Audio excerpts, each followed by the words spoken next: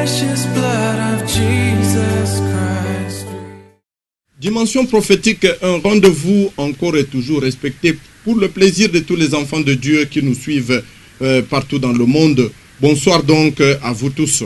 Longtemps perdu de vue par les églises institutionnelles, le thème de la délivrance ressurgit avec tant de passion qu'il est devenu le sujet le plus populaire de toutes les églises évangéliques. De fois mal compris et mal enseigné, il occupe l'activité de nos cultes au premier plan pendant que la conversion est reléguée au second plan. Quelle approche faire donc entre la conversion et la délivrance? Peut-on parler de la délivrance sans parler de la conversion? Un homme qui n'est pas converti peut-il être délivré? Amis téléspectateurs, chers enfants de Dieu, autant de questions qui vont constituer le socle du thème de l'émission d'aujourd'hui. Je rappelle donc ce thème, l'approche entre la délivrance et la conversion. Et pour entrer dedans, ici, sur le plateau des dimensions prophétiques, le pasteur Yves Kalombo, notre invité habituel. Bonsoir, pasteur Yves. Bonsoir. Vous allez souffler une minute pour dire aux téléspectateurs qui est encore là, Prince Ouatini, juste à ma droite. Bonsoir, Prince. Bonsoir. C'est un plaisir de vous compter encore parmi nous aujourd'hui. Pasteur Yves, je reviens directement à vous. Le thème a été annoncé pour éviter toute confusion et toute déviation. Comment abordez-vous, vous qui êtes là avec nous, cette question de la délivrance par rapport à l'autre question de la conversion? Alors c'est une belle question parce que nous avons, depuis les fois passées, nous avons parlé de la véritable conversion. De la fausse aussi, n'oubliez pas. La fausse conversion, oui, comme la vraie conversion. Donc c'était très important de souligner un peu ces deux concepts qui sont là bien précisés dans les Écritures. Alors aujourd'hui, nous voulons, comme vous avez posé la question, c'est de voir comment nous pouvons faire l'approche entre la délivrance et la conversion. Nous allons d'abord dire que la délivrance, c'est l'action de rendre libre. C'est ça la délivrance. Donc, délivrer, c'est l'action de rendre libre. Donc quand la Bible parle de la délivrance, normalement c'est parce que la religion chrétienne est fondée sur la rédemption. Parce que pour la religion chrétienne, l'homme étant perdu, depuis l'Éden, il avait péché et il s'est éloigné de Dieu et il ne peut pas se sauver lui-même. Il avait besoin d'un sauveur. Et ce sauveur, nous savons tous, c'est dans la personne du Seigneur Jésus-Christ. Alors le fait de le racheter, de sauver, c'est ce que nous appelons la rédemption. La rédemption elle-même, c'est la délivrance par le paiement d'un prix. Et ici, nous savons que Jésus-Christ a payé le prix pour la délivrance. Maintenant, en parlant de la conversion, c'est justement le fruit de ce que Christ a accompli comme rédemption pour nous. Parce que la rédemption, comme nous avons dit, c'est la délivrance par le paiement d'un prix. Et Christ a payé de sa vie, il a versé son sang pour nous rendre libres, libres du péché, libres de la mort, et pour que nous puissions bénéficier réellement de la vie éternelle. Alors maintenant, le salut que Dieu nous a donné au travers du Seigneur Jésus-Christ, le salut repose sur la grande expérience de la conversion. Parce que Jésus-Christ a dit que si un homme n'est né d'eau et d'esprit, il ne peut entrer dans le royaume de Dieu. Nous l'avons exploité la fois dernière. On a vu que la nouvelle naissance, que c'est ça vraiment la conversion. C'est-à-dire, vous êtes changé carrément. Parce que la Bible dit que si quelqu'un est en Christ, il est une nouvelle créature. Donc, la conversion, c'est le changement. Alors, ce changement, lorsque nous passons de la mort à la vie, lorsque nous naissons de nouveau, que nous devenons une nouvelle créature en Jésus-Christ, c'est ce que nous avons appelé la conversion. Et c'est ça réellement la délivrance. Vous voyez, c'est vraiment la délivrance. Parce que vous êtes délivré de quoi? Vous êtes délivré de l'emprise du péché. Vous êtes délivré de l'emprise de Satan. De lors, vous êtes libre. La Bible dit que vous avez été transférés dans le royaume de Dieu, dans le royaume du Fils de son amour. Vous voyez, donc là, vous êtes complètement délivrés. Je vais lire une écriture pour donner peut-être une référence aux amis qui nous suivent à cet instant, et cela pourra les édifier. Donc nous lisons dans Colossiens, au chapitre 1er, on peut commencer à partir du verset 12, et puis le 13. On nous dit, « Rendez grâce au Père qui vous a rendu capable d'avoir part à l'héritage des saints dans la lumière. » Maintenant, verset 13 précise, « Il nous a délivrés de la puissance des ténèbres et nous a transportés dans le royaume de son Fils bien-aimé. » Donc ici, c'est une action terminée. On nous dit que il nous a délivrés de la puissance des ténèbres et nous a transportés dans le royaume de son Fils bien-aimé. En d'autres termes, les puissances des ténèbres, c'est-à-dire Satan avec ses démons, n'ont plus d'emprise sur les rachetés. Donc celui qui est racheté, ça, automatiquement, c'est-à-dire l'autorité, le pouvoir que le diable et ses démons avaient pour manipuler le croyant, ils ont perdu ce pouvoir-là et ils ne peuvent plus contrôler, n'est-ce pas, le croyant, le racheter. Justement, voilà ce qu'on appelle à peu près la délivrance. Justement, oui, divin, j'ai laissé Pasteur Yves continuer parce qu'il a à la fois abordé et la question en rapport avec, tu lui as demandé d'établir un rapport entre la conversion et la délivrance, mais aussi, Pasteur Yves, vous êtes passé à la définition de la délivrance et vous avez aussi rappelé la définition de la conversion. Oui. Essayez aussi de nous préciser, même si vous avez tenté d'exploiter ça, mais essayez un peu de nous préciser, entre la conversion et la délivrance, qu'est-ce qui précède l'autre? Est-ce que la conversion vient avant la délivrance ou c'est justement la délivrance qui vient avant la conversion dans la vie d'un croyant? Voilà, c'est une très belle question. Nous devons d'abord revenir sur... regardez, on nous dit ici dans Romains, nous allons lire encore un petit passage rapidement, dans Romains, au chapitre 3. À partir du verset 23, il est écrit que « Car tous sont péchés et sont privés de la gloire de Dieu, et ils sont gratuitement justifiés par le moyen de la rédemption qui est en Jésus-Christ. » Vous voyez, donc on nous dit que c'est par le moyen de la rédemption que nous sommes justifiés. C'est-à-dire en quelque sorte, nous sommes...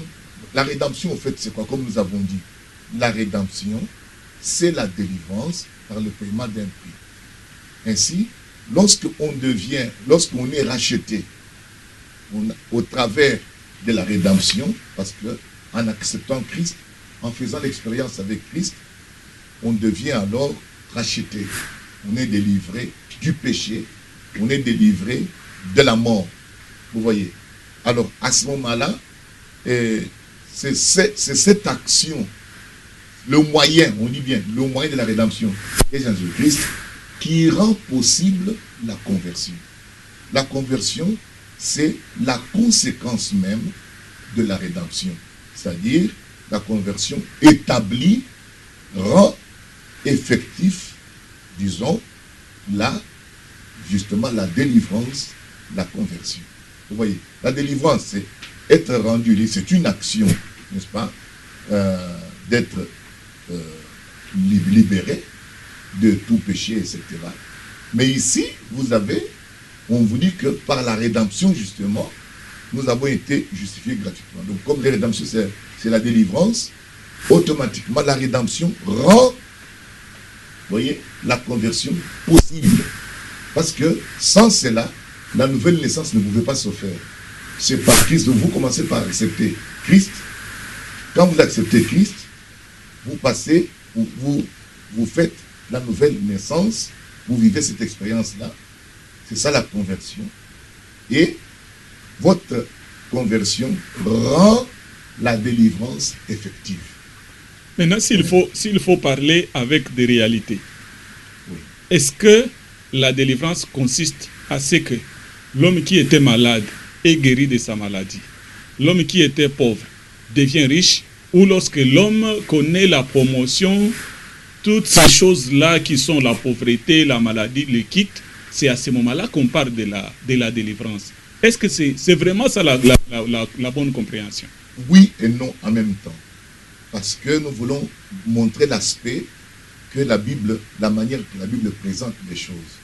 Nous savons que l'homme est tombé depuis le jardin d'Éden dans le péché, et le péché a entraîné la mort, la maladie, la calamité, les souffrances.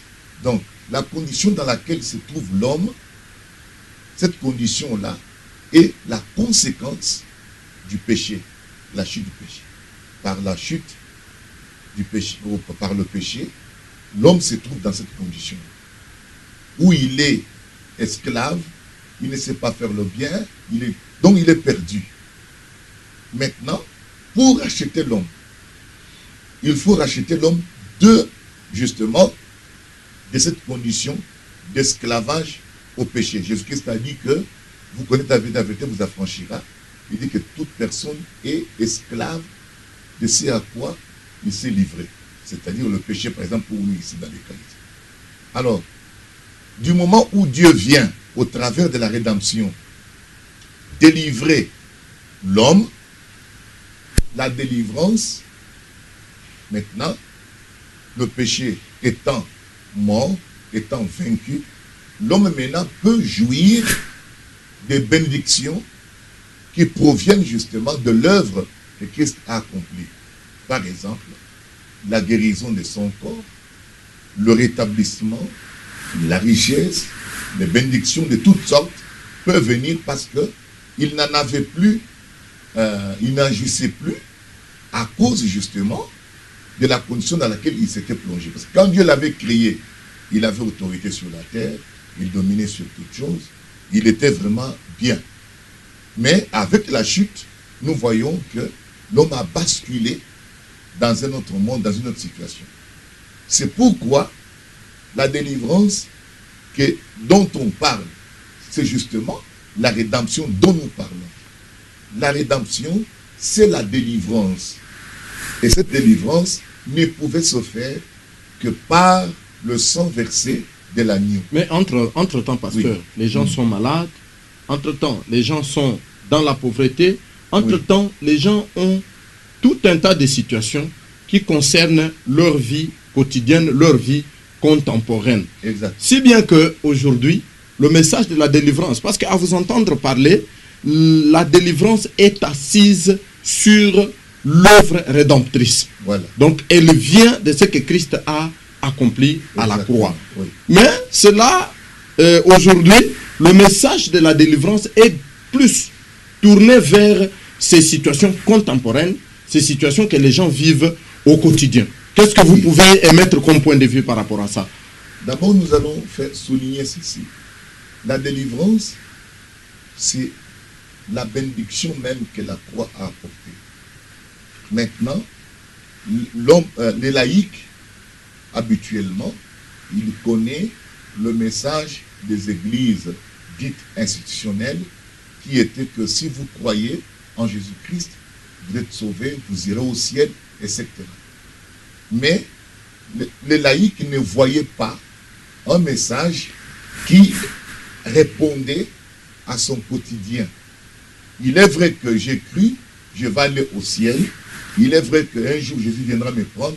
Mais entre-temps, le croyant est en train, il a une vie quotidienne. Comme Jésus a dit, vous n'êtes pas de ce monde, mais vous êtes encore là dans ce monde. Oui. Alors, il a des préoccupations, il y a des maladies, il y a des situations. Est-ce que le message de la rédemption de Christ ne répond-il pas aussi à la situation de l'homme? C'est là où le message de délivrance est prisé par les laïcs. Pourquoi? Parce que ce message répond à leurs préoccupations quotidiennes. Il est vrai, ça c'est un autre son de cloche. Ils savent que Dieu existe, que croire en lui, croire Jésus-Christ, on ira au ciel, on est sauvé. Mais il y avait comme un message qui manquait, c'est-à-dire un message qui ne répondait pas, n'est-ce pas, à leur occupation quotidienne.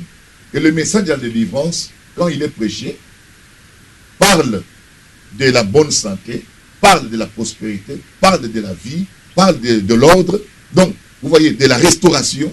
Donc, ce message, c'est toujours un message évangélique, mais qui était ignoré, voyez-vous. Mais avec le réveil, vous avez par exemple le message de la justification. C'est Luther qui avait prêché cela. Mais avant cela, il était ignoré. Les gens étaient dans un légalisme et la superstition que l'Église de Rome avait créée. Mais c'est Luther qui va s'élever avec cette bénédiction de la justification. Quand il a prêché, c'est ça que ça a refait surface. Les gens ont reconnu la justification. Ils ont couru à la Bible. Ils ont vu que seule la foi peut les délivrer de la société dans laquelle ils se trouvaient. Effectivement, on a vu qu'il y a eu comme un réveil que nous appelons aujourd'hui la réforme, etc., que les historiens ont appelé réforme. Mais après cela, on a vu Wesley venir avec un message qui était en rapport avec la sanctification, montrant que réellement, on peut se défaire des mauvaises habitudes, des mauvaises choses qui nous liaient avant. Et ce message de la sanctification, réellement, a béni les gens, et on a vu un réveil venir dans ce sens-là. Puis les pentecôtistes sont venus avec un message de dons spirituels. Le retour aux dons spirituels. Aux dons spirituels où les puissances de Dieu viennent, les gens ont des visions, etc. Mais nous avons vu qu'après, il y a une n'est-ce pas, comme une vague de réveil qui est venue avec la guérison divine. C'est Dieu qui est en train de remettre sur la scène ce que l'Église avait perdu. La guérison divine est revenue avec les William Branham, Oral Roberts, Tommy Osborne et les autres. On a vu la guérison divine venir et ça a donné un réveil terrible à l'Église. La même chose après leur départ, aujourd'hui, nous voyons un autre aspect qui est justement la délivrance. La guérison divine, la délivrance, la sanctification, ce sont les bénédictions rédemptrices. Mais l'Église est en train de découvrir ces choses. Et chaque fois que l'Église découvre quelque chose, ça les amène dans un réveil. Le message de la délivrance aujourd'hui rencontre les préoccupations des laïcs. C'est pourquoi il est prisé, ce message-là. Vous allez trouver les églises pleines. Pourquoi? Parce que les gens sentent que leurs problèmes sont pris en compte. Bon, cela ne signifie pas que la manière de parler de l'évangile était faux, non. C'est-à-dire que ce qui a été prêché était vrai. Mais il y a une autre face des choses, une autre manche ici. C'est le message de délivrance qui vient exactement comme rescousse, comme une bénédiction. Et les gens expérimentent. Le risque maintenant, c'est que, pasteur, oui, ce message risque d'être restreint. Je ne vais pas prendre cette responsabilité-là de dire qu'il est restreint, mais je dis risque d'être restreint, surtout du côté des laïcs, qui vont penser que délivrance signifie quand je suis malade, on m'a guéri, j'étais pauvre, je suis maintenant riche, et tout ça, et puis ça s'arrête là, de telle sorte que, même vous les pasteurs, excusez-moi, il n'y a pas de règle sans exception, oui, même vous les pasteurs, lorsque quelqu'un vient, il vous expose un problème qui touche à la délivrance telle que comprise maintenant, et que vous vous rendez compte peut-être qu'il y a un péché qui est à l'origine de ce problème-là, la première chose à laquelle vous vous attaquez, c'est juste le problème qui vous a dit, et puis vous laissez la personne partir dans cet état-là. Oui, bon, ça c'est là c'est déjà au niveau de la présentation du message, oui, de la délivrance dont vous parlez. Mais nous avons voulu faire comprendre ici que la première chose, c'est que la délivrance, c'est une des bénédictions de la rédemption. Donc la personne doit vivre cela. Et la conversion, comme nous avons dit, est possible. C'est-à-dire que c'est la conversion qui rend la délivrance effective dans nos vies, qui rend le salut effectif dans nos vies, la conversion. Parce que la conversion est vraiment le salut. Vous voyez. Donc, maintenant, cela est très bien. Maintenant, quand nous regardons en ce qui concerne, bien sûr qu'il y a des polémiques autour de la délivrance, etc. Nous allons prendre l'homme de Gadara. L'homme de Gadara dans la Bible, cet homme qui était plein de démons et qui vivait dans les cimetières, etc. Cette personne était pleine de démons. Et cette personne, tu ne peux pas lui prêcher l'évangile. C'est impossible. La première chose que Jésus a fait, il a commencé par d'abord chasser les démons dans cette personne. Délivrer la personne des démons. Donc, nous devons comprendre que... C'est un cas particulier. Ce n'est pas un cas particulier, parce qu'ici, il faut l'évangile est prêché avec la puissance de Dieu. Quand nous parlons de la délivrance, le message de la délivrance, il est prêché avec puissance. C'est-à-dire, en d'autres termes, les gens expérimentent la puissance de Dieu. La puissance de Dieu a délivré l'homme là, qui était plein de démons, qui dormait dans le cimetière. Les démons ont fui. Jésus a délivré la personne. C'est quand la personne a été délivrée que maintenant cette personne peut maintenant entendre l'évangile et se convertir. Vous voyez, mais cette personne dans son état là, il ne pouvait pas venir même à l'église. Vous voyez, là où nous disons que le message de la délivrance est un message puissant, il atteint tous les domaines. Un homme, par exemple, à la carrure de cet homme-là qui était dans les cimetières, etc. Tu ne peux pas l'amener à l'église. Tu ne sauras pas l'amener, le faire asseoir et lui enseigner l'évangile et lui dire que sois baptisé au nom de Jésus-Christ. Tu ne sauras pas. Il faut la puissance de Dieu pour délivrer cette personne de l'emprise satanique et que la personne devienne libre. Maintenant, cette personne peut maintenant recevoir le message du salut et peut maintenant se faire baptiser et peut maintenant suivre Jésus-Christ. Je vois Prince qui veut réagir. Chers enfants de Dieu, partout où vous nous suivez, c'est donc Dimension prophétique. Vous avez pris l'habitude de suivre ce programme. Aujourd'hui, encore et toujours avec notre invité, le pasteur Yves Kalombo, nous sommes en train de parler de l'approche entre la délivrance et la conversion. La conversion qui a bien entendu fait l'objet des 2 ou 3 émissions précédentes que vous avez eu la chance de suivre. Prince, tout à l'heure, une réaction par rapport à ce que le pasteur disait. Je voulais relancer pasteur Yves pour l'amener à exploiter un peu l'aspect qui relève de la compréhension de la plupart des croyants dans nos églises par rapport à la définition de la délivrance. Vous avez présenté la délivrance dans l'angle du salut. Donc, la délivrance dans le sens du salut, le salut acquis au travers de l'œuvre achevée du calvaire. Oui. Mais dans la compréhension populaire, les gens comprennent la délivrance sur base des aspects que je venais de relever, être guéri des maladies, avoir de l'argent, quitter l'état de la pauvreté pour devenir riche, tout ça et tout. Oui.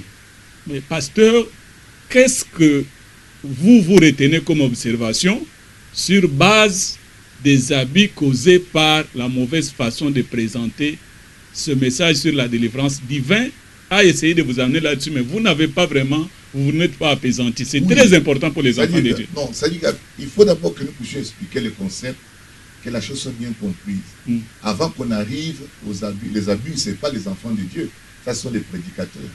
Ici, nous sommes d'abord au niveau de présenter le message même comment il est, c'est-à-dire le concept de délivrance. C'est comme j'expliquais tout à l'heure que l'homme de Gadara ne pouvait pas venir à l'église et écouter la parole. Deuxièmement, une autre personne peut être possédée. Dans l'église, Jésus-Christ était en train de prêcher. Il y a un homme qui a dit, qu'y a-t-il entre toi et nous, fils de Dieu, Jésus, fils de Dieu? Puis Jésus crie, il dit, tais-toi, sors. On voit la personne agiter, puis il tombe et sort. Cette personne n'allait jamais entendre l'évangile. Il y avait un démon qui le dérangeait. Vous voyez? Donc c'est là où le message de la délivrance est accompagné de la puissance. Vous voyez? Ça manifeste la puissance de Dieu. Maintenant, la puissance de Dieu a délivré cette personne de l'emprise d'un démon qui était sur elle.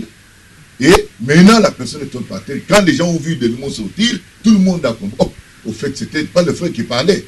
Donc, cette personne n'était pas libre. Il n'allait jamais recevoir la parole. Et malheureusement, ce message-là est qualifié par certains prédicateurs comme étant un message social qui met de côté le message central de la repentance, de la conversion en soi, mais c'est centré et ça prend le sens social. Oui, nous allons prendre aussi cet aspect-là, on va y arriver. Mais ici, je voulais d'abord vous montrer que, réellement, une personne qui est remplie de démons, n'est-ce pas, ne peut pas se convertir. Il lui faut la puissance de Dieu, un message de délivrance qui peut le délivrer des démons, et cette personne devient libre maintenant. Maintenant, cette personne peut recevoir un message qui va l'orienter vers sa conversion et être béni, etc. Vous voyez. Sinon, tu ne peux pas amener la conversion à ces personnes-là qui étaient pleines de démons comme cela. Ça, c'est un des points.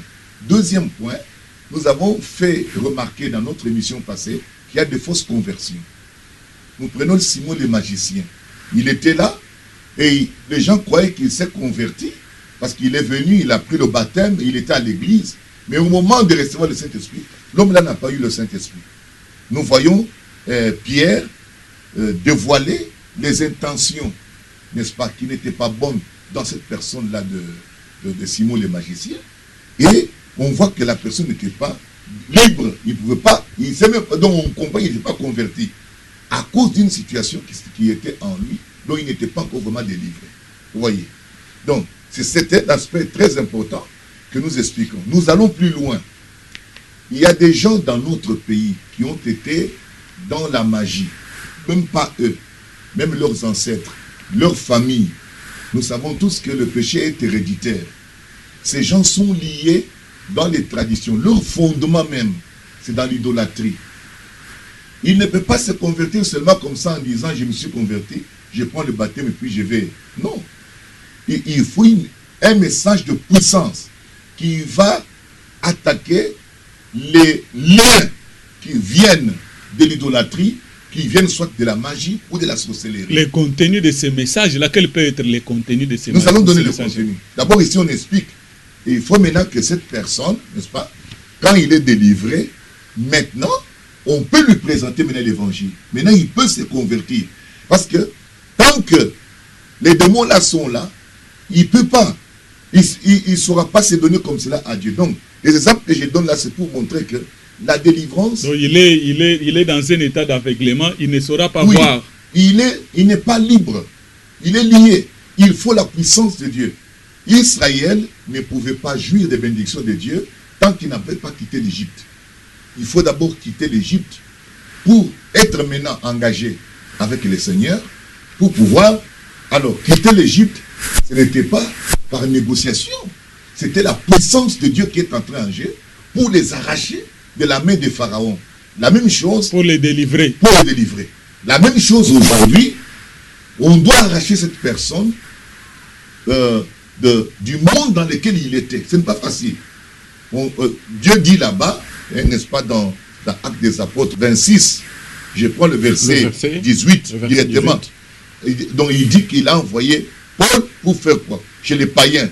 Il dit, enfin que tu leur ouvres les yeux pour qu'ils passent des ténèbres à la lumière et de la puissance de Satan à Dieu. Vous voyez? Pour quitter la puissance de Satan, il faut une puissance qui contrecarre Satan. Sinon, vous n'allez pas sortir. Donc il faut un message de puissance. Et ce message-là, ce n'est pas un autre message, c'est le message de l'évangile.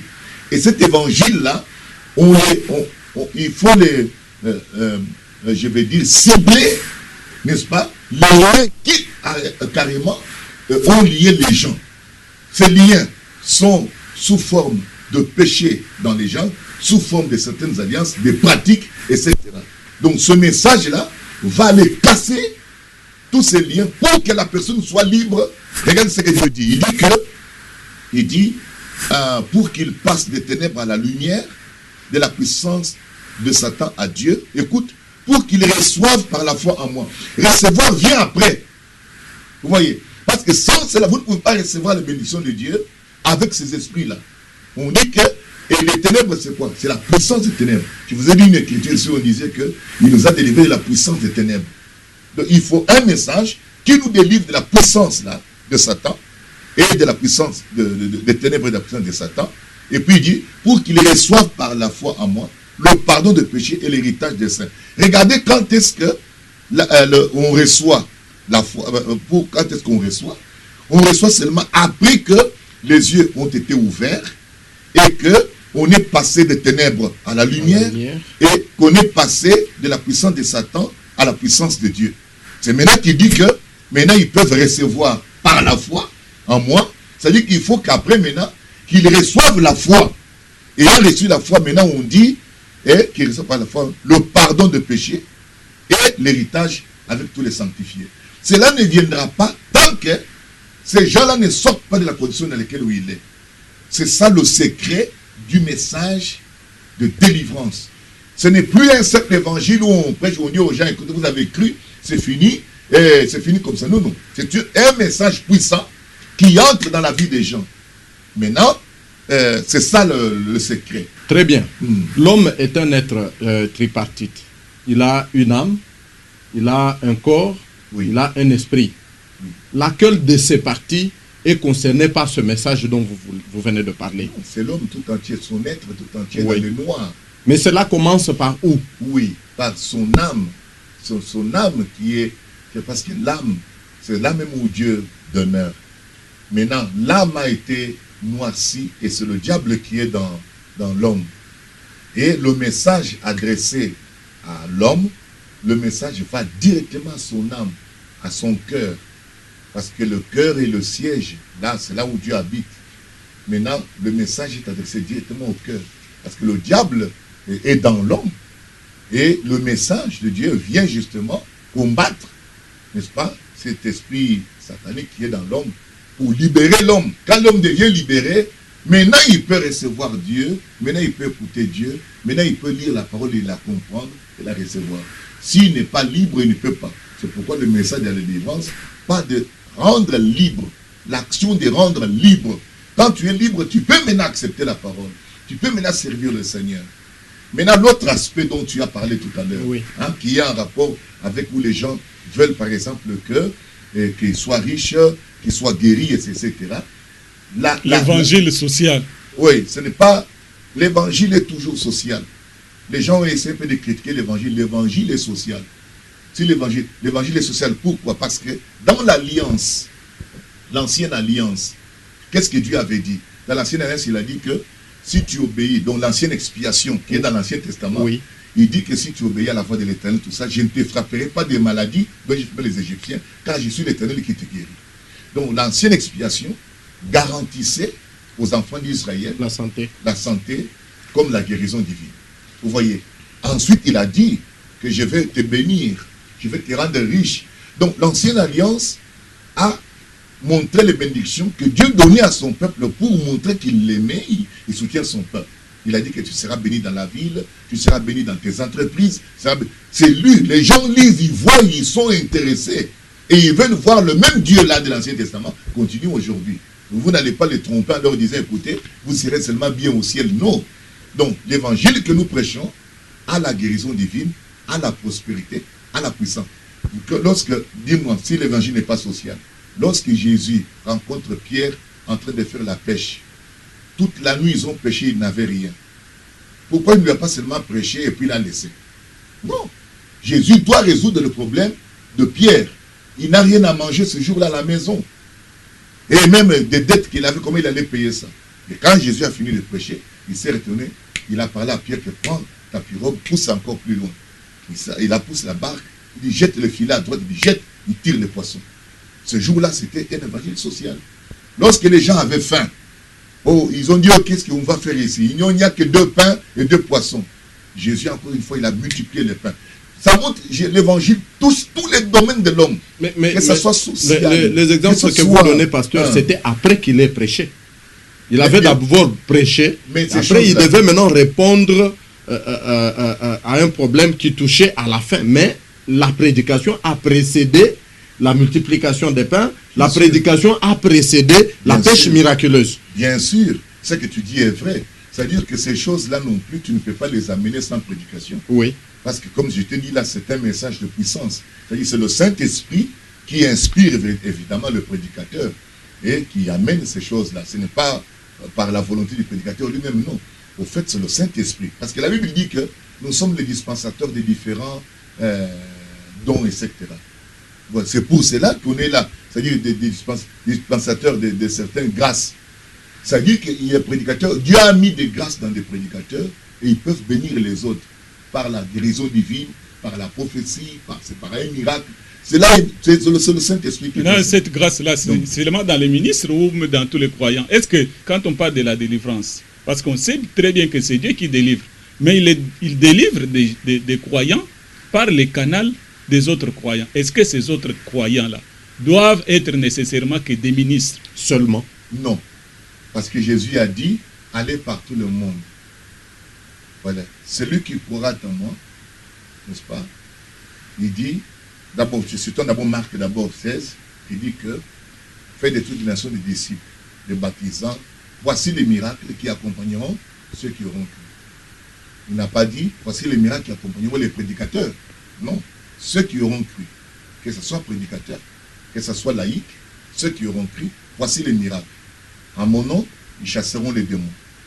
Ils imposeront les mots malades, les malades seront guéris. Ils parleront de nouvelles langues. S'ils boivent quelques breuvages mortels, ça ne leur fera point de mal. Ils saisiront des serpents. C'est pour tout le monde. Que ce soit prédicateur, que ce soit laïque, que ce soit n'importe qui. Si tu crois en Jésus, ce sont tes droits de rédemption. Parce que vous voulez dire qu'un fidèle, nous sommes pratiquement en train d'aller vers la fin. Oui. Vous voulez dire qu'un fidèle peut avoir son enfant malade à la maison. Il refuse de vous appeler. Lui seul prend la charge de prier pour son enfant à la maison sans vous appeler. Si c'est un chrétien et qu'il croit dans la guérison, Il a le droit de le faire. Il a le droit de le faire. Il peut imposer les mains et prier. Ça ne va pas vous déranger, vous. Non, Pourquoi non, vous non. ne m'avez pas appelé? Non, pas du tout. Donc, le chrétien, disons ceci. La Bible dit que notre corps est le temple du Saint-Esprit. Le Saint-Esprit ne se trouve pas seulement dans le prédicateur. Oui. Le Saint-Esprit se trouve dans chaque croyant. Dans chaque croyant. Si le Saint-Esprit m'a convaincu que je peux prier pour mon enfant, ou un frère, il sent que je peux prier pour l'autre. La Bible dit d'ailleurs, priez les uns pour les autres. Quand il dit cela, c'est seulement les prédicateurs. Non.